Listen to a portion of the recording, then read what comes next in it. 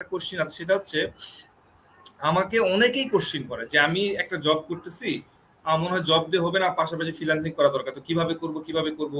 তার হঠাৎ করে মনে হয়েছে বা তার পাশে কোনো কলিগ বা কাউকে দেখছে যে সে ফ্রিল্যান্সিং করে, তো তারা মনে হচ্ছে যে আমিও তো বাসায় এক্সট্রা সময় পাই, আমিও তো ফ্রিল্যান্সিং করতে পারি বা আমিও করব, এরকম তার মনে হয় তাৎক্ষণিক। হয়তো পরবর্তীতে যখন শিখতে যায় সে হয়তো আবার হতাশ হয়ে ব্যাক করে, কিন্তু তার তাৎক্ষণিক মনে যখন হয় যে আমিও ফ্রিল্যান্সিং করব। তো ফ্রিল্যান্স জিনিসটা কি এতই সহজ কিনা, এটা আমি সামান্য একটু পড়াশোনা করেই টাকা ইনকাম করতে পারবো কিনা, আলটিমেটলি আমার কোশ্চেনটা হচ্ছে যে ফ্রিল্যান্সিং সবার জন্য কিনা, সবাই পক্ষে করা সম্ভব কিনা। আচ্ছা, আপনার আমি শেষের প্রশ্নটা একটু উত্তর দেব যে ফ্রিল্যান্সিং আসলে সবার জন্য না। আবার আরেকটা প্রশ্ন ছিল আপনার যে খুব অল্প সময় শিখে আপনি আসলে টাকা আর্নিং করতে পারবেন কিনা। আরেকটা প্রশ্ন ছিল যে পেশা হিসাবে নেবেন কিনা। রাইট। ফার্স্ট প্রশ্নটা, আচ্ছা, ফ্রিল্যান্সিং সবার জন্য না, এটার কারণটা হচ্ছে এটাই যে দেখেন, একটা গাছ যখন আপনি একটা ফলের যখন আপনি আশা করছি যে আপনি একটা ফল খাবেন, এই ফল খাওয়ার প্রসেস হচ্ছে দুইটা। একটা হচ্ছে হয় আপনাকে বাজারে গিয়ে ফল কিনতে হবে, যেটা আপনার একবার খেলে শেষ হবে। আর একটা প্রসেস কি, একটা গাছ আপনাকে রোপণ করতে হবে। তো আমরা যেটা চিন্তা করি, ফ্রিল্যান্সিংটা হচ্ছে একটা গাছ রোপণ করার মতো, একটা বৃক্ষ রোপণ করার মতো। কিরকম, আমরা কম বেশি মানুষ হিসাবে যখন জন্ম নিয়েছি, আমাদের মধ্যে ধৈর্য বলে একটা বিষয় আছে। এই ধৈর্যটা সবার মধ্যে নাই। আপনি যখন একটা গাছ লাগাবেন, বীজ লাগাবেন, এই বীজটা অঙ্কুরোদ্গম হবে, চারা হবে, চারাটা বড় হবে, গাছে আপনি পরিচর্যা করবেন, গাছ বড় হবে, শাখা দিবে, পাতা দিবে, তারপর আপনাকে ফল দিবে। ফ্রিল্যান্সিংটা হচ্ছে মূলত এইরকম। আপনি যখন চিন্তা করছেন যে আপনি ফ্রিল্যান্সিং করবেন বা আপনার জবের পাশাপাশি একটা সাইড আর্নিং আপনার থাকা দরকার, তো আপনি চাইলেই কিন্তু হুট করে এসে একদিনে এসে 7 দিন পরে আপনি এখান থেকে যে সুফলটা এটা আপনি পাবেন না।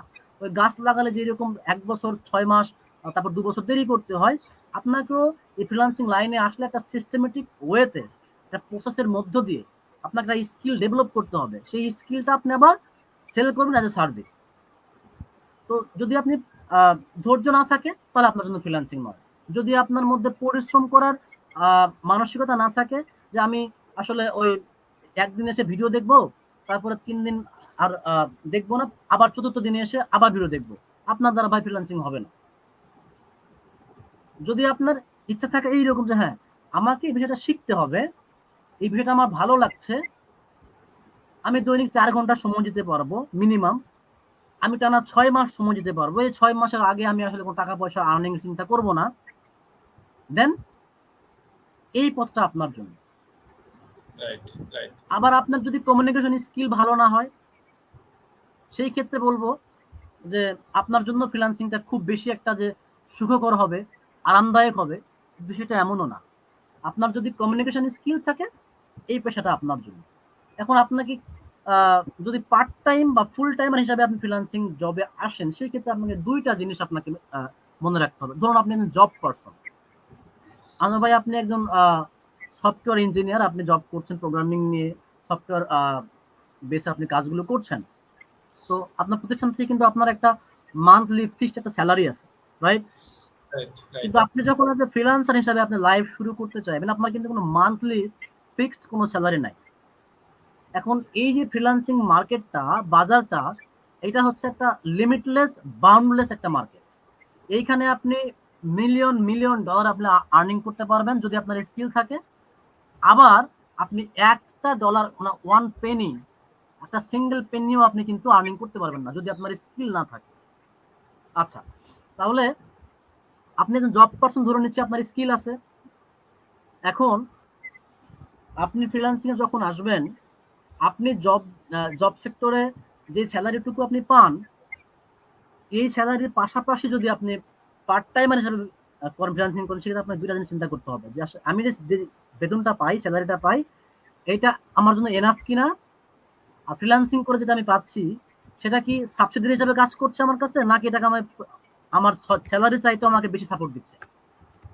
যখন আপনার স্যালারি চাইতে বেশি সাপোর্ট দিচ্ছে না, আপনি তখন ফুল টাইমার হিসেবে এখানে আসবেন না।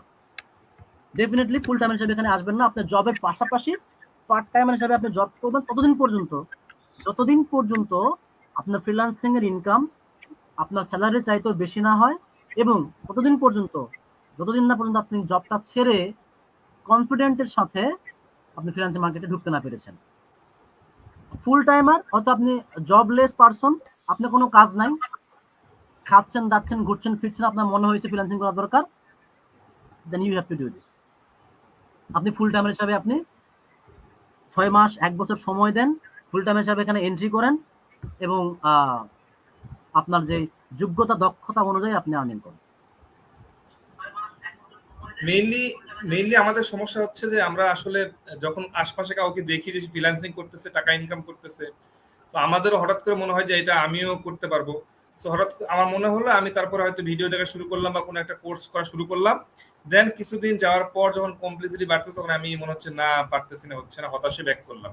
অথবা কিছুদিন কাজ করার পর মনে হচ্ছে না, কই এখনো ইনকাম তো হচ্ছে না।